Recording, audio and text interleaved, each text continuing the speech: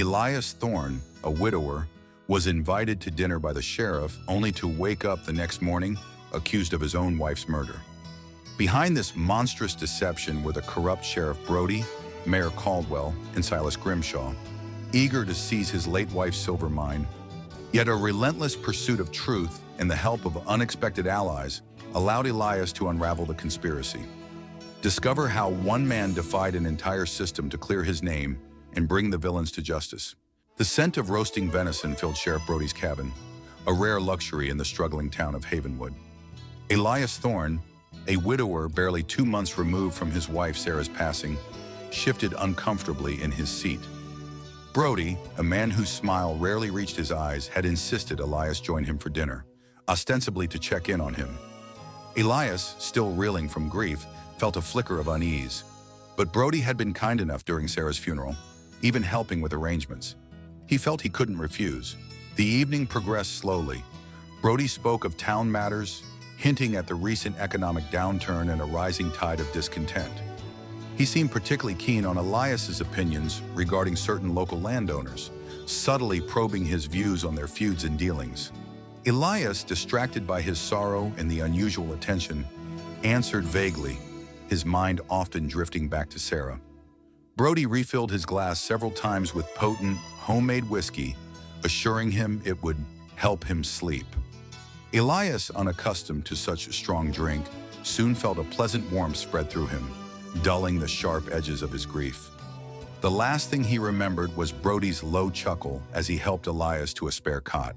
He awoke to a blinding headache and the chilling click of handcuffs. His wrists were bound, and the cabin was now filled with grim-faced deputies, their lanterns casting long, dancing shadows. Sheriff Brody stood over him, his face devoid of yesterday's joviality. Elias Thorne, Brody's voice was cold and official. You're under arrest for the murder of your wife, Sarah Thorne. Shock slammed into Elias. The words echoed, impossible and absurd. What are you talking about? Murder? Sarah? No exclamation mark. He tried to sit up, but the headache roared and his limbs felt heavy, disobedient. Brody simply sneered. We found evidence, Thorne. Plenty of it. Your little act of grief won't save you now. Elias looked around frantically. His mind raced, desperate to understand. How could this be? The last time he'd seen Sarah, she was peacefully laid to rest. A wave of profound pain washed over him, not just for the loss of his wife, but for this grotesque accusation. He was trapped in a nightmare, his world twisting into something unrecognizable. Elias was dragged through the dusty streets of Havenwood in broad daylight, the handcuffs glinting. Townspeople, their faces a mix of curiosity and judgment, watched in silence. The whispers were deafening. He murdered her? But he seemed so distraught. Always a quiet one, but you never know. The pain of the accusation was almost as crippling as his grief. He was paraded to the jail, a small, decrepit building where the air hung heavy with the smell of mildew and stale desperation. Inside his cell, Elias pounded on the bars, demanding answers. This is insane! I love Sarah! Who would say such a thing? Sheriff Brody visited him later, leaning against the bars, a cruel smirk playing on his lips. Evidence, Thorne. We found evidence. And motive. Brody went on to weave a malicious tale, painting Elias as a man driven by debt and a secret affair, seeking to claim Sarah's modest inheritance. Elias listened, his blood running cold. It was all lies, carefully constructed.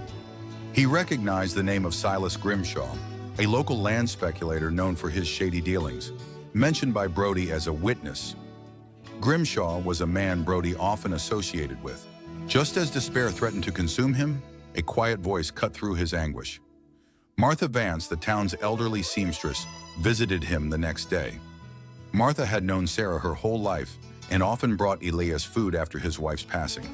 She spoke softly, almost in a whisper, slipping a small folded piece of cloth through the bars. Elias, I don't believe it. Sarah would never have left you. And I saw something. The night she died. A dark wagon, it wasn't yours, headed towards the old mill. Her eyes darted nervously towards the door. And Sheriff Brody, he's been spending a lot of time with Mayor Caldwell and Silas Grimshaw lately. They're up to something. Martha's words were a lifeline. A dark wagon, not his. Brody, Caldwell, Grimshaw. The mention of the mill. A faint hope flickered within Elias. He recognized the old mill as a dilapidated property Sarah had recently inherited, which was rumored to be sitting on a rich vein of silver. Sarah had been planning to sell it to pay off their lingering debts, and Grimshaw had been hounding her to sell it to him for a pittance. Elias's mind began to churn. Anger flared, a cold, calculated fury replacing the helplessness. This wasn't just about Sarah's murder. It was about the mill, about corruption, about a frame-up. He knew what he had to do. He had to prove his innocence and expose the true criminals. Elias knew he couldn't simply rely on the truth to set him free. He needed proof. With Martha Vance's quiet help, he managed to smuggle out a message to Jedediah Stone, an eccentric but brilliant inventor living on the outskirts of Havenwood. Jedediah was a recluse, but he had a keen mind and an independent spirit. Martha explained Elias's predicament, and Jedediah, intrigued by the injustice, agreed to discreetly investigate. Jedediah focused on the old mill. He spent days meticulously examining the property, noting the fresh wagon tracks Martha had mentioned. He discovered disturbed earth, signs of recent digging, and, crucially, a small, intricately carved wooden button near a freshly filled pit. A button he recognized as belonging to a specific tailor in a neighboring town, a tailor favored by the wealthy. Meanwhile, Elias, confined to his cell, pieced together what he knew.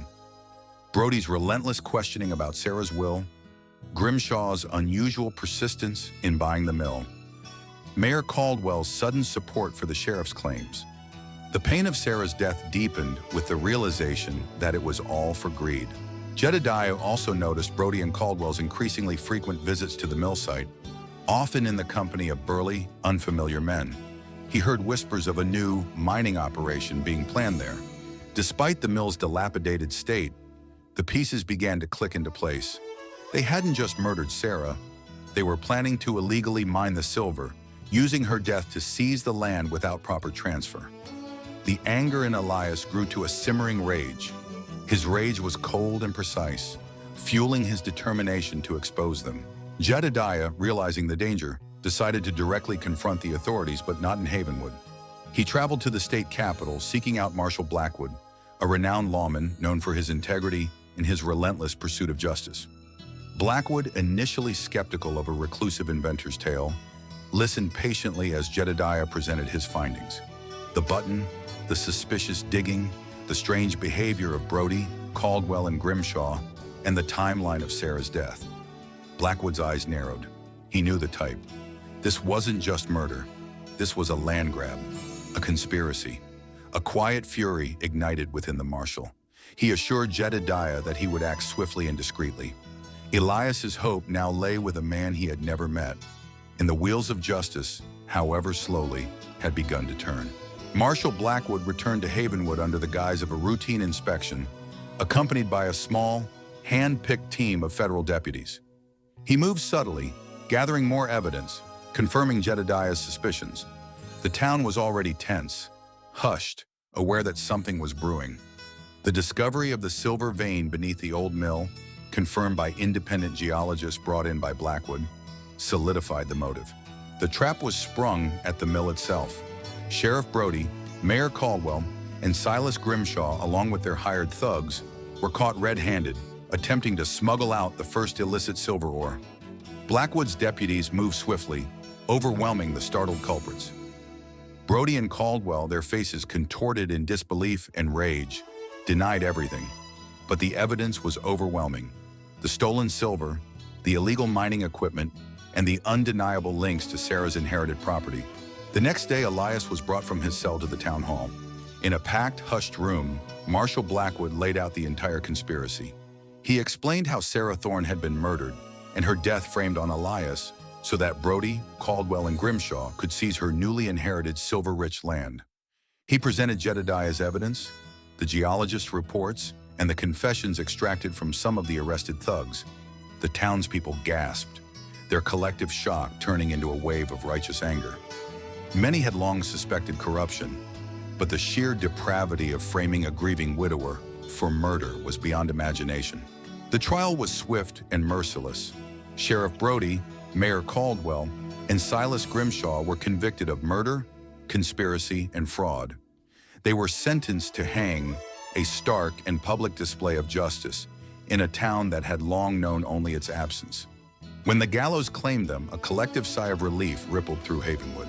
Elias, acquitted and free, stood by Sarah's grave, the weight of the past finally lifting. The pain of her loss would always remain, but the bitter sting of false accusation was gone. Havenwood began to heal, its people, now less afraid, slowly starting to reclaim their lives. Elias, though forever changed, found a new purpose. He used a portion of Sarah's rightful inheritance from the mill's now legitimate silver mine to establish a community fund, ensuring no other family in Havenwood would suffer such injustice. His story, of a man wrongly accused who fought to clear his name and expose corruption, became a legend. It inspired the town to hold its leaders accountable, reminding them that truth, like a vein of silver, can be buried, but it will always be found, and justice, though slow, will inevitably shine.